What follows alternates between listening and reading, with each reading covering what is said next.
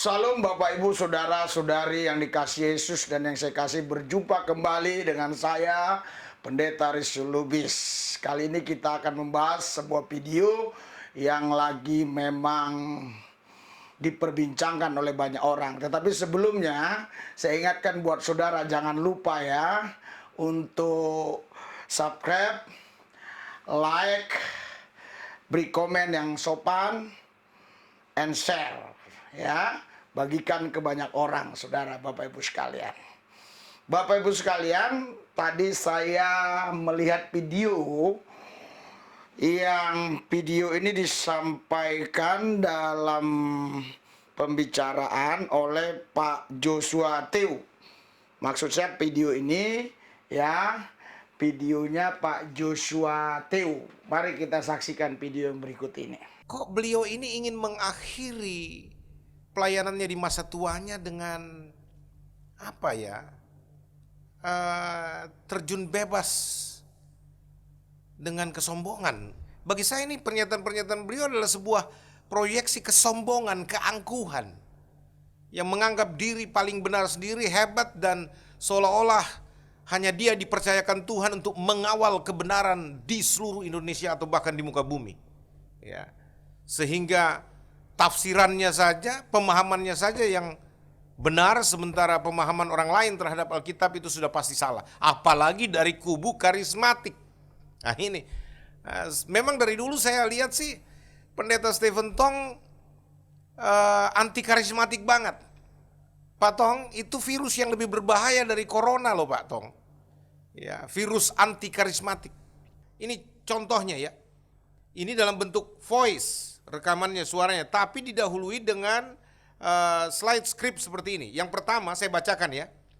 Kata statement slide pertama yang saya baca sebagai pendahuluan dari khotbah audio dari Pendeta Stephen Tong yang dikirimkan ke saya. Sejak pemerintah mengeluarkan himbauan agar tidak berkumpul akibat menyebarnya virus corona dan menghimbau ibadah dilakukan di rumah-rumah, membuat beberapa pendeta besar karismatik langsung down. Wajah pendeta besar karismatik langsung menua dan berat badan langsung menyusut.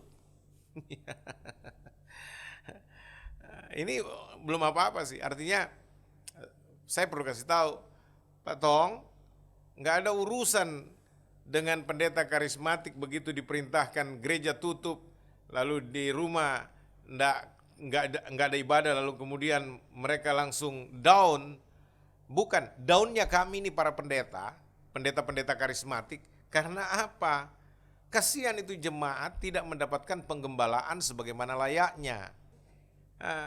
Mengapa ibadah di rumah bisa mengguncang pendeta karismatik?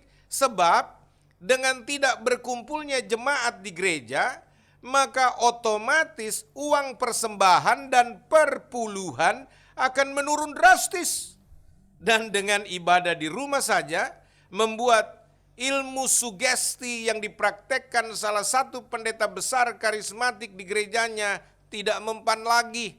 Contoh, ilmu sugesti yang dipraktekkan adalah ketika memberikan persembahan amplop harus diangkat tinggi-tinggi dan harus berjalan antri ke depan mimbar untuk memberikan persembahan. Nah, kita sudah sama-sama melihat dan mendengar video Pak Joshua Tew ini, saudara.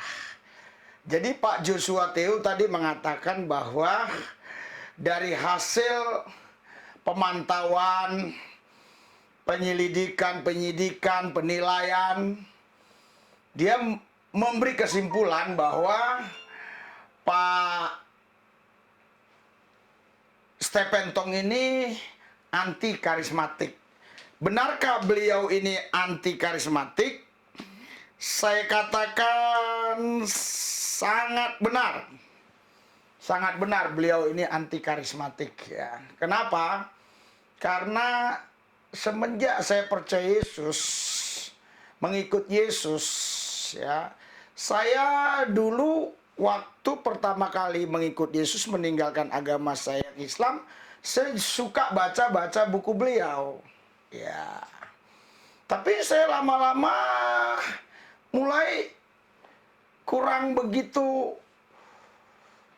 suka baca buku itu karena saya lihat dalam buku-buku tersebut beliau selalu mendiskreditkan bahkan menyerang ajaran-ajaran karismatik. Pernah salah satu buku saya baca ya, dia katakan bahasa roh yang sekarang itu bukan dari Tuhan, itu dari setan. Terus ada lagi bukunya bahasa roh, bahasa dukun. Ya. Saya pernah lagi baca bukunya, kalau orang yang sering buat-buat mujizat itu, ya itu nabi palsu. Jadi ada lagi dia pernah katakan, bahwa orang-orang yang menyembuhkan ya, contoh Benny Hinn, itu nabi-nabi palsu gitu.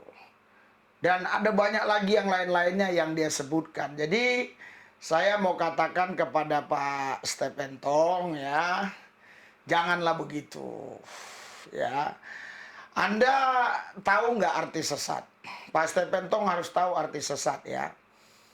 Sesat itu artinya ya yang tidak sesuai dengan pemikiran Pak Stephen Tong, ya Pak Stephen Tong anggap sesat. Yang tidak sesuai dengan pikiran saya juga saya anggap sesat. Tetapi kita sesama Kristen ini seharusnya kita tidak boleh ya mendiskreditkan atau mencelah ajaran Kristen yang lain. Selagi dia percaya bahwa Yesus itu adalah Tuhan Allah yang Esa, kita tetap sama, artinya tidak boleh saling mencela. Walaupun memang dalam doktrin kita berbeda dengan doktrin orang-orang tersebut. Saya kasih contoh sederhana aja Pak Stephen Tong ya. Banyak sekali doktrin-doktrin yang Bapak buat itu, yang Bapak mengatasnamakan ayat-ayat dari Alkitab, menurut saya itu tidak benar. Ya kalau Bapak mau ketemu saya bisa, kita ketemu. Menurut saya tidak benar. Karena saya punya pemandangan yang lain tentang Tuhan Allahku, Yesusku, Allah yang Esa satu-satunya. Saya punya pemandangan yang lain. Punya pandangan yang berbeda. Jadi nggak perlu saya katakan Pak Stephen Tong itu sesat, tetapi Pak Stephen Tong itu harus tahu arti sesat supaya Pak Stephen Tong itu jangan terlalu menganggap bahwa sesat itu hebat gitu loh. Jadi yang Bapak anggap berbeda dengan pikiran Bapak ya itu sesat. Yang saya anggap berbeda dengan pikiran saya juga sesat. Jadi kalau saya diperhadapkan dengan Pak Stephen Tong, kita sama-sama sesat. Bapak sesat, saya juga Bapak anggap sesat. Ya. Tapi kita dipersatukan dengan apa? Kita dipersatukan dengan pemahaman yang sama bahwa Yesus lahir oleh roh dan firman Allah, bahwa Yesus adalah Tuhan Allah, dia mati di atas Golgota, hari yang ketiga dia bangkit, naik ke sorga menyediakan tempat bagi kita, akan datang kembali yang kedua kali akan menjemput orang-orang percaya yang berkenan di hatinya. Kita dipersatukan oleh itu. Ya, jadi Bapak Stephen Tong ini, kalau menurut saya ya sudahlah, istirahatlah ya, udah tua kok. Umur udah berapa? Kadang-kala saya pernah dengar khotbahnya, salah satu khotbah ada sedikit-sedikit ngacau gitu ya. Jadi udah mulai lain pikirannya. Jadi lebih bagus istirahatlah. Itu gereja kasihlah ke generasi muda, janganlah kita pertahankan terus. Ya. Kita pertahankan terus. Pak Stephen Tong saya percayalah, Bapak nggak usah pegang gereja itu, masa makan aja nggak dapet sih. Tadi kenapa saya ngomong gitu ya? Bapak tadi sudah katakan, ya, pendeta-pendeta karismatik selama ada corona, mereka semua down atau bersembunyi, down. Begitu. Bahkan mereka menjadi kurus. Karena apa? Karena tidak ada lagi ibadah persembahan-persembahan dan seterusnya dan sebagainya. Pak Stephen Tong, ya, saya tidak hidup dari perempuan, tidak hidup dari kulit. Lihat dong di metanoia. Jemaat yang saya layani, saya kasih makan. Duitnya dari mana? Dari Yesus. Yesus sih Tuhan Allah yang kusembah mungkin berbeda dengan Tuhan Allah yang disembah Pak Tong, mungkin berbeda, saya nggak ngerti. Yesus Tuhan Allah yang kusembah itu bisa mengeluarkan dari mana saja. Uang dari tembok ini pun bisa keluar kalau dia mau.